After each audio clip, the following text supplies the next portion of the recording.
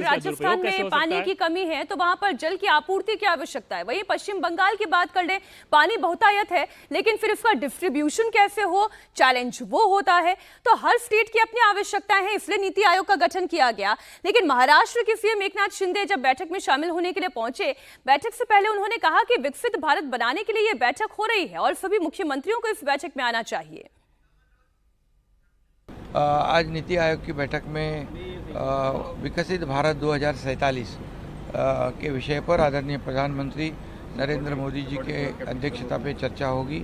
महाराष्ट्र के विकास के बारे में भी चर्चा होगी, केंद्र सरकार के सहयोग के बारे में चर्चा होगी और 2047 में विकसित भारत बनाने के लिए, देश को आर्थिक महासत्ता बनाने के लिए जो सपना आदरणीय मोदी जी ने लिया है उसको पूरक हमारा महाराष्ट्र राज्य काम कर रहा है। निश्चित रूप से उनके $5 ट्रिलियन के लिए सपने के लिए $1 ट्रिलियन जो महाराष्ट्र का गोल है वो भी अचीव करने के लिए हमारी सरकार काम करे। बड़े पैमाने पे इंफ्रा प्रोजेक्ट महाराष्ट्र में, विकास और कल्याण, ये दोनों कल्याणकारी योजनाएं भी महाराष्ट्र में अभी घोषित की है।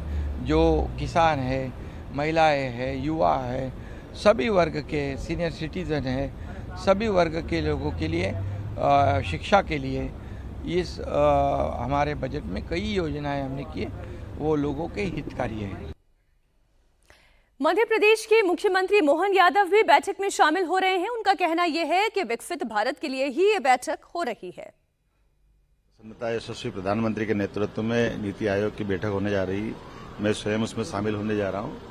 और जैसा कि हमने सबने देखा कि यशस्वी प्रधानमंत्री के नेतृत्व में जिस प्रकार से पूरे देश पे ध्यान दिया जा रहा, दुनिया में भारत की इज्जत बढ़ी है। मध्य प्रदेश भी कदम से कदम मिला करके बढ़ना चाहता है। इसी कारण से मैं स्वयं भी मध्य प्रदेश की ओर से आज इस बैठक में शामिल हो रहा हूं और हमारे कई सारे अलग अलग प्रकार के नवाचार भी है, कई काम हमारी सरकार ने किए भी हैं, कई करने की संभावना भी है।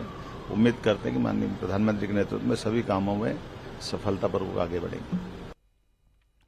देवेंद्र हमारे साथ जुड़े हुए हैं। देवेंद्र, लेकिन जो अलग अलग राज्यों की चिंताएं हैं, खासतौर पर विरोधी राज्यों की बात करें, ममता बनर्जी लगातार ये कह रही हैं कि नीति आयोग की बैठक के दौरान वो डिमांड तो बहुत कुछ करती हैं लेकिन उनके राज्य को मिलता कुछ नहीं। अभी हाल ही में पार्टी के सांसद अभिषेक बैनर्जी ने भी जब सदन में अपनी बात रखी थी तो उन्होंने मनरेगा के फंड को लेकर सवाल खड़े किए थे।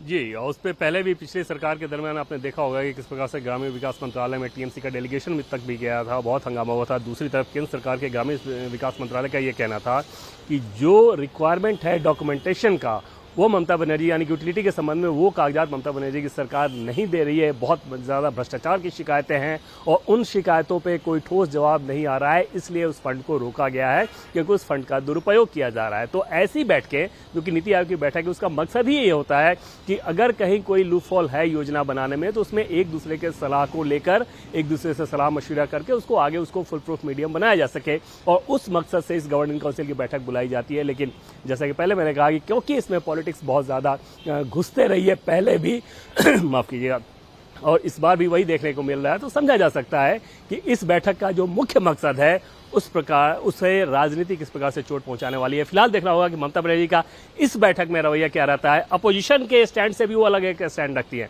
कांग्रेस पार्टी के स्टैंड से खासतौर पर आप देखें तो ममता बनर्जी की पूरी कोशिश रहती है कि जहां तक संभव हो सके कांग्रेस पार्टी से भी आपको अलग दिख रहा है ताकि उनकी अपनी धमक ज्यादा चमकती नजर आए। इस बैठक के मार्फत भी उन्होंने यही कहा, जब अपोजिशन ने भले ही स्टैंड ले लिया कि बैठक का बहिष्कार करना है, ममता बनर्जी इस बैठक में आ रही हैं विरोध के संकेत देने के साथ साथ।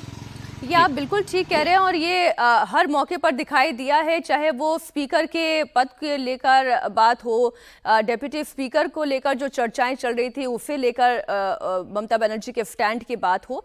लेकिन अभी अगर आप इंडिया ब्लॉक की तस्वीर देखें तो ममता बनर्जी एक तरफ और बाकी जो विरोधी दल है वो एक तरफ दिखाई दे रहे हैं।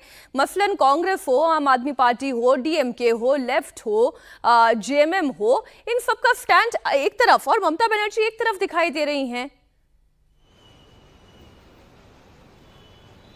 अब बिल्कुल एकला चलो अपोजिशन में रहने के बावजूद ममता बनर्जी की यथासंभव ये कोशिश रहती है और उसमें आप देखें तो वो ये कोई मौका नहीं छोड़ती हैं। स्पीकर के मामले में भी जैसा कि अभी जिक्र हुआ कि किस प्रकार से पहले ही जैसे कांग्रेस पार्टी ने अपने कैंडिडेट की बात कही, टीएमसी ने कहा कि हमसे सलाह मशवरा किए बिना ये फैसला कर लिया गया है।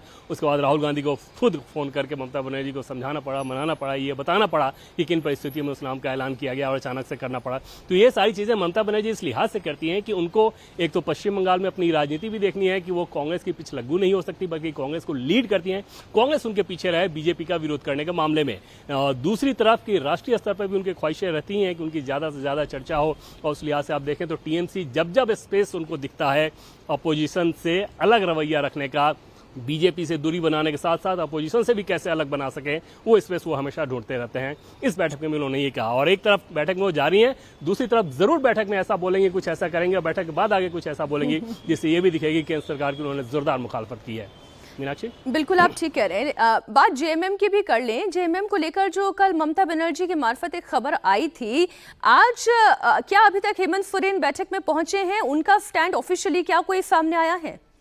आखिरी वक्त पर क्या हो गया?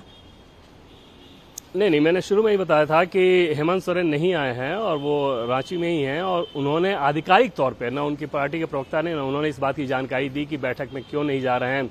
पहले जो हमारे सोर्सेज हैं वो बता रहे हैं कि ममता बनर्जी की हेमंत सोरेन से बातचीत हुई थी और उस समय ये कहा गया था कि हाँ हेमंत सोरेन भी आएंगे, लेकिन आखिरी समय में संभव है कि क्योंकि आगे चुनाव होना है, कांग्रेस पार्टी उनके लिए ज्यादा जरूरी है झारखंड में बनिस्बत इसके कि टीएमसी के, तो उस स्थिति में कांग्रेस के नेताओं ने उन्हें समझाया होगा कि अगर अभी अलग अलग रवैया रखा जाए तो फिर वहां पे गलत संदेश जा सकता है कार्यकर्ताओं के भीतर, और इस लिहाज से शायद हेमंत सोरेन ने इस मसले को लेकर अपनी दूरी बना ली होगी आखिरी समय में, क्योंकि कल तक ये बताया जा रहा था कि हेमंत सोरेन आ रहे हैं लेकिन आज वो आए नहीं।